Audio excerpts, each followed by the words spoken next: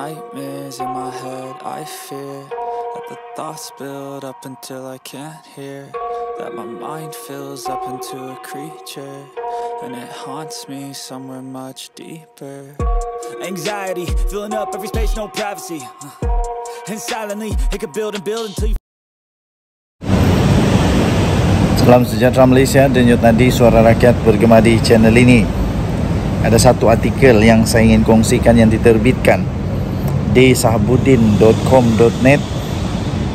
Benda ni memang teruk, dahsyat dan sangat-sangat merugikan Malaysia.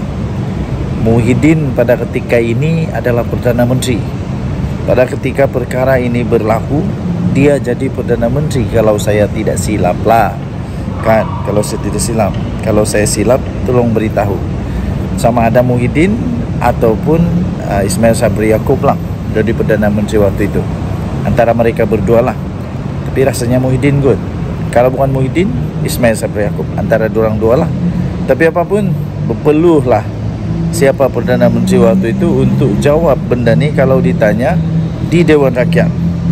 Ada satu laporan audit tahun 2022 menyatakan bahawa Malaysia rugi, kehilangan lebih daripada 681 juta dana awam hilang akibat kegagalan 6 program. Akibat kegagalan 6 program, Malaysia, dana awam Malaysia hilang sebanyak RM681,000. Menurut laporan Ketua Audit Negara LKN 2022 mendedahkan sejumlah 681.71 juta dana awam hilang susulan kegagalan pelaksanaan 6 inisiatif. Mengikut perincian laporan terbabit yang diterbitkan pada hari ini itu, kegagalan pengurusan program penanaman padi telah menyebabkan negara rugi iaitu sebanyak 660.14 juta, iaitu dana tertinggi yang telah dibazirkan.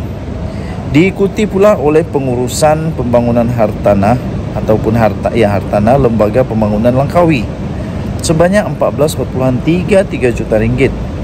Pengurusan dan kawal selia senjata api jabatan agensi dan agensi di bawah Kementerian Dalam Negeri sebanyak 6.34 juta ringgit.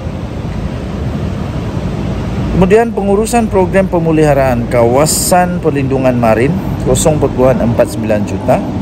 Program galakan pelaburan bagi sektor perkilangan 0.29 juta dan pengurusan program bandar selamat sebanyak 0.12 juta.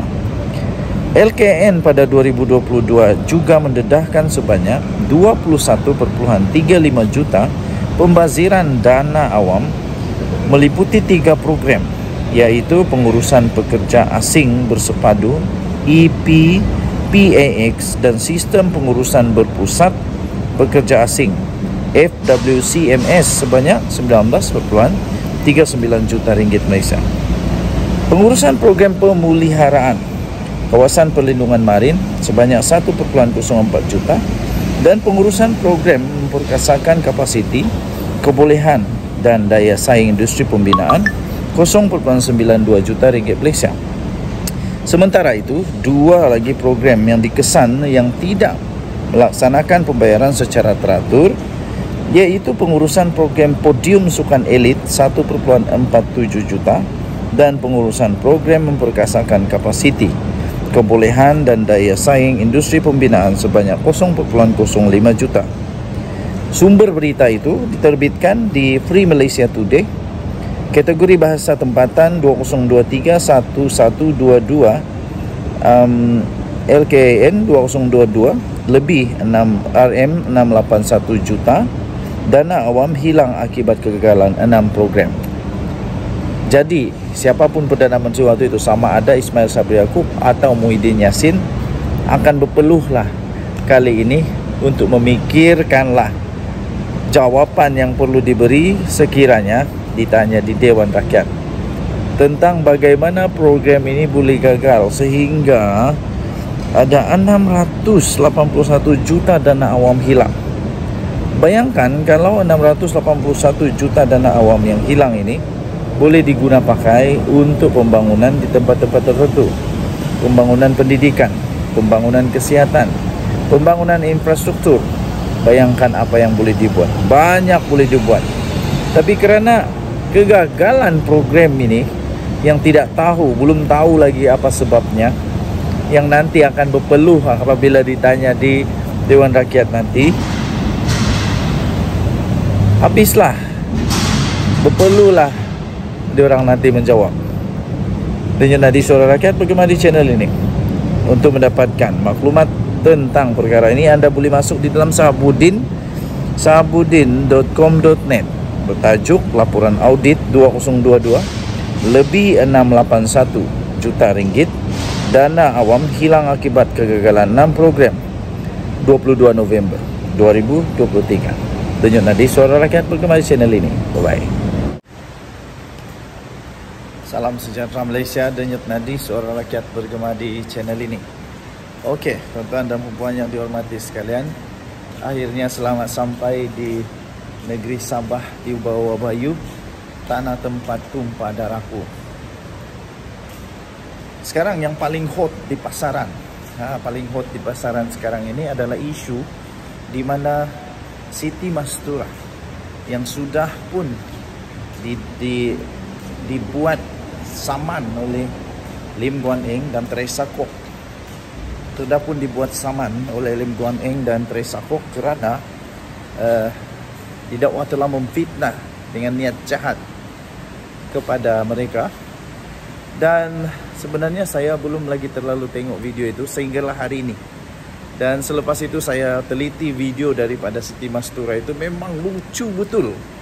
Lucu dan entahlah, saya pun tidak pasti kenapa seorang doktor yang bijak, yang pandai, yang memang sangat-sangat pandai. Mustahil seorang PhD boleh buat macam begitu. Pelik bin ajaib. Paling pelik lagi, orang-orang yang mendengar lah. Macam mana kalau mereka boleh percaya pun saya tahu. Kita ada belajar di silibus sekolah menengah kalau saya tidak silap. Kita ada belajar tentang komunis waktu itu. Nama Chin Peng, begitu. Dan yang paling pelik, ialah dia boleh tukar pula nama. boleh pula tukar nama. Saya pun kurang pasti dia sengaja atau tidak sedar dia telah menukarkan nama Lee Kuan Yew, L-E-E, Lee Kuan Yew kepada Lim Kuan Yew. Lucu. Macam mana seorang doktor boleh buat macam begini? Tapi mungkin dia tidak sedar, saya pun tidak pastilah. Tapi menurut rakaman video itu, memang dia sebut bukan Lee tapi Lim Kuan Yew. Patutlah dia boleh kata bahawa diorang itu sepupu.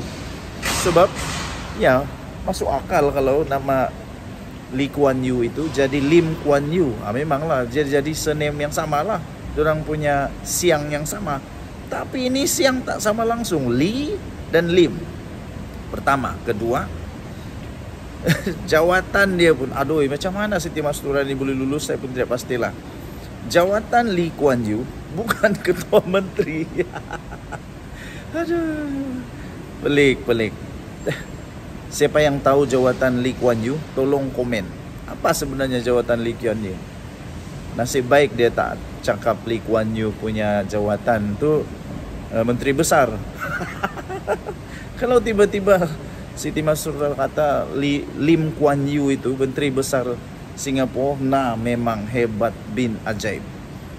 Okey, natijahnya di sana saya mau pinjam daripada hujah daripada RS Reyes kalau saya tidak silap, daripada Jelutung, yang menanyakan apa kesan kepada kenyataan itu, kepada hubungan di antara Malaysia dan Singapura.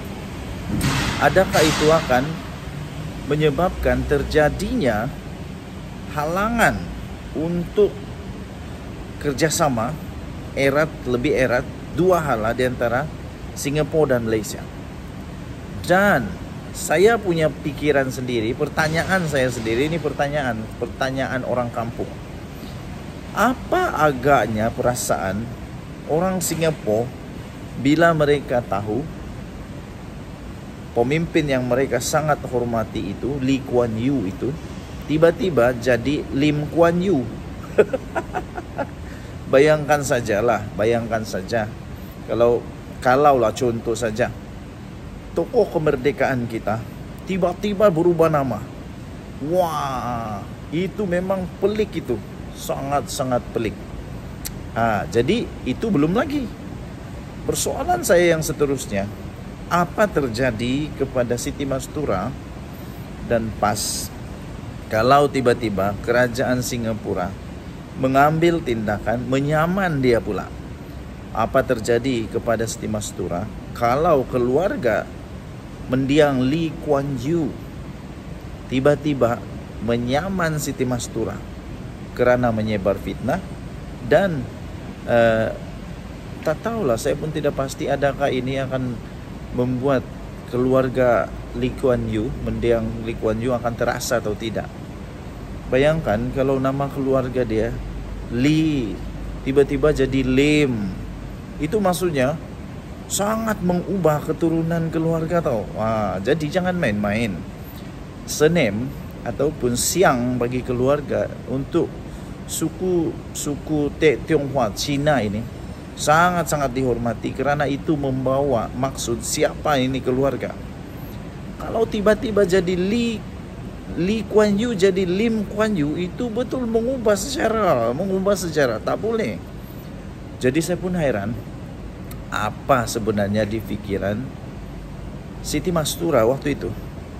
Dan yang paling hebat ialah bagaimana dia boleh ambil satu rujukan yang tidak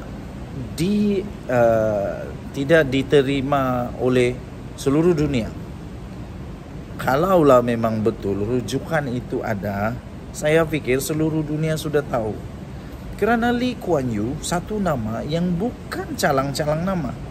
Beliau adalah seorang pemimpin yang sangat dihormati di Singapura. Jadi bagaimana mungkin orang tidak tahu nama dia berubah kalau ada? Ataupun dengan dakwaan daripada Siti Mastura itu, dia kata mereka ni cousin, Lim Kit Siang dengan Lim Kuan Yew cousin, sepupu. Macam mana dunia tak tahu Dan macam mana tiba-tiba boleh berubah nama pula? Yang pasti sekarang sudah kena saman. Macam mana pula Siti Mastura mau jawab saman itu nanti? Dia kata sudah bagi, dia punya peguam kata sudah bagi bukti. Sekarang ialah mereka perlu buktikan bahawa reference itu adalah betul. Setakat ini belum ada bukti menyatakan bahawa reference itu betul. Belum ada bukti menyatakan reference itu betul. Kalau reference itu betul, sepatutnya sudah dimasukkan dalam buku sejarah pun. Okey, jadi apapun, kita jangan berprasangka buruk sehinggalah ada keputusan daripada mahkamah. Setakat ini, negara Malaysia punya undang-undang, tidak ada seorang pun yang bersalah kecuali sudah dibuktikan bersalah. Itu pun ada juga undang-undang memberikan peluang untuk membuat rayuan, membuat permohonan maafkah dan macam-macam lagi. Kita nantikan nanti, harap-harap ini akan berakhir dengan baik. Dan kalau sudah terjadi, harap-harap ini menjadi satu pelajaran, satu pengalaman, satu teladan, satu tauladan supaya jangan buat lagi. Jangan fitnah, dan fitnah tak baik, fitnah berdosa besar. Dan tadi Suara Rakyat bergema di channel ini. Jangan lupa tekan butang subscribe, like dan share. Bye bye.